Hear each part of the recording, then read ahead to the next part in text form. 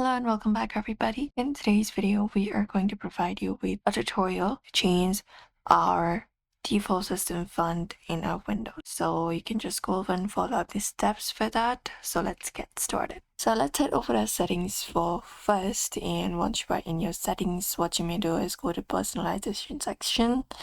And there, when you scroll down, you can look out for the option for fonts. This one right here. Click on it, open it up.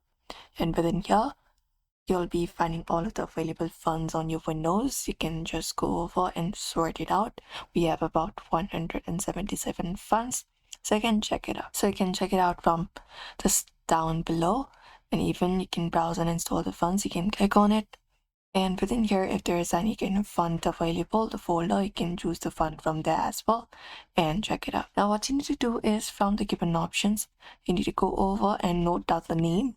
So you may note down the name. For example, if I would like to have this Arial one, you can see the regular, narrow, etc. You can look out for the regular font, the full name of the font, and once you are okay with it, you may just go over to a registry editor. You can just go and type in registry editor and run it as an administrator and allow access to make changes on your device, and your registry editor opens up. Now what you may do is, and within your registry editor, go to HD local machine and expand it up, and go to software and expand that one as well.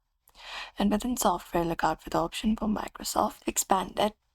And from Microsoft, you may scroll down until you reach over to the Windows NT section. So find it up and expand it up, and look out for current version. You can expand that one as well.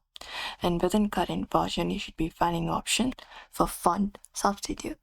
So find font substitute, and once you reach over here, you can right click on it, select the option for new, and make up a string value, and you can name it, for example, new font, and hit enter. And what you need to do is you need to double click on it and make the value data to the font name you're trying to do, for example Arial. After that, just go and click on OK and confirm it up, and once you do so, that will probably give you the result that you are looking for, and the font should change. So you can just go over and follow up this method if you'd like to change your font out in your Windows as well. So we hope this video was helpful. Give it a thumbs up and subscribe for more tips and tutorials.